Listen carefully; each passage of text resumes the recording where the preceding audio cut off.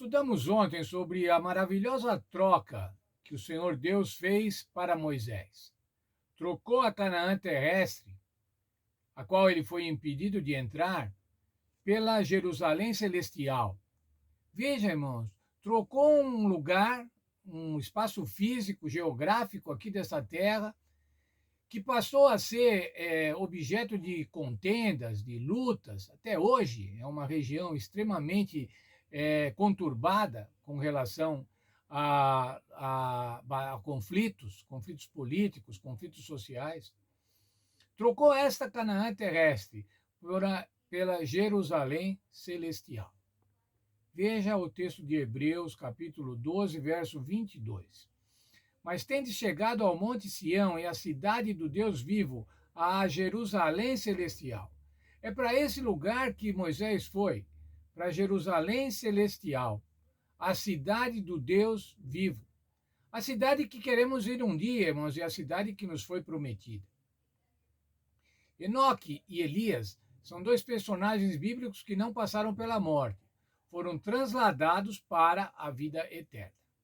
Moisés morreu, mas foi ressuscitado para a vida eterna. Os planos de Deus para a humanidade, irmãos, são planos para a vida eterna, para a vida eterna de cada um de nós. Nesse sentido, a morte para os filhos de Deus, para aqueles que aceitam o sacrifício do nosso Senhor Jesus Cristo, a morte é somente um sono, um descanso, é um despertar, é um momento de aguardar o despertar para a vida eterna. A ressurreição dos filhos de Deus, a nossa ressurreição. O apóstolo Paulo discorreu muito sobre isso. O texto de 1 Coríntios, capítulo 15, dos versos 13 a 22, tem lá a argumentação do apóstolo Paulo com relação à possibilidade, à certeza da ressurreição dos filhos de Deus. Se Cristo ressurgiu, portanto, nós também vamos ressurgir, é o argumento de Paulo. E se Cristo ressurgiu, os mortos também ressurgirão. Na linha de argumento, ele diz assim: e se Cristo não ressurgiu, é vã a vossa fé e permanecemos no pecado.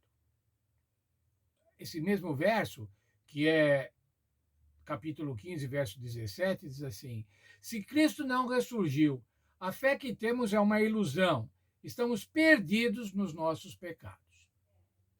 Portanto, irmãos, a ressurreição de Cristo é a certeza da ressurreição dos seus filhos, é a certeza da ressurreição daqueles que o aceitam, é a certeza da ressurreição daqueles que testemunham o seu nome.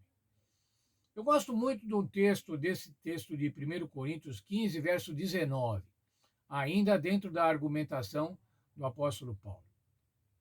Ele diz assim: se a nossa esperança em Cristo só vale para essa vida, nós somos as pessoas mais infelizes do mundo. Veja, irmãos, o que ele quer dizer com isso? Quantos que têm o Senhor Jesus somente para essa vida? Um profeta, um mestre, um pastor, um exemplo. É muito bom termos o Senhor Jesus com esse conceito. Ele é um instrutor, ele é quem nos ensina, ele é um pastor, ele nos ama, ele cuida de nós.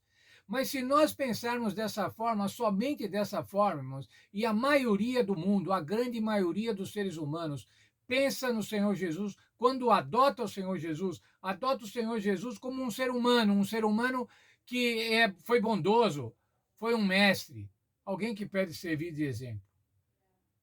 O apóstolo Paulo diz assim: se você pensa no Senhor Jesus somente para essa vida, você é o mais infeliz de todos. O mais infeliz do mundo, ele diz. Por quê? Porque nós temos que pensar no Senhor Jesus, irmãos, para a vida eterna.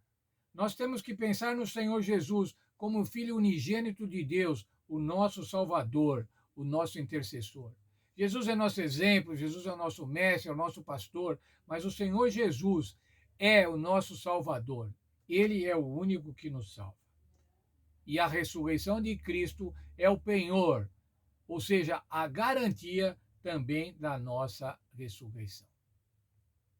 Veja, por favor, junto comigo, o texto de 1 Coríntios 15, dos versos 20 até 22. Eu vou lê-los. Mas a verdade é que Cristo foi ressuscitado, e isso é a garantia de que os que estão mortos também ressuscitarão. Porque assim como por meio de um homem veio a morte, assim também por meio de um homem veio a ressurreição. Assim, por estarem unidos com Adão, todos morrem. Assim também, por estarem unidos por Cristo, todos ressuscitarão. Sabe, irmãos, essa é a esperança do cristão. Quantos de nós já perdemos entes queridos?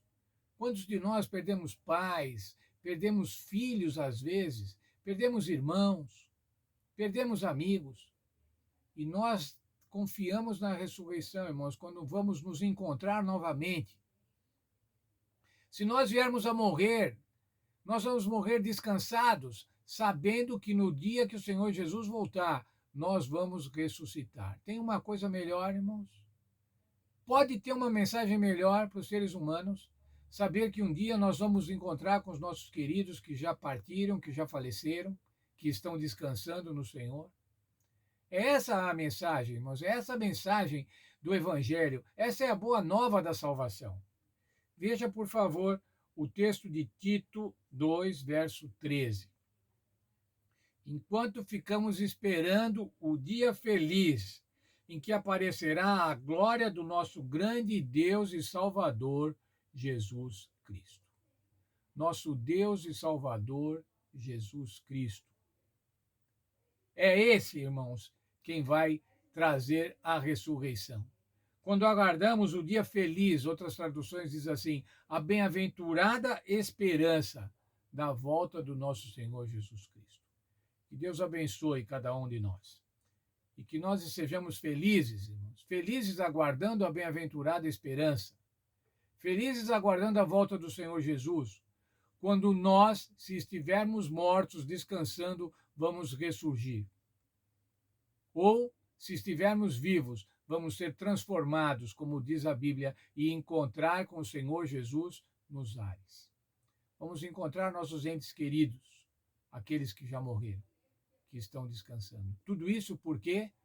Por causa da ressurreição do Senhor Jesus Cristo, que é a nossa garantia, a garantia da nossa vida eterna e feliz.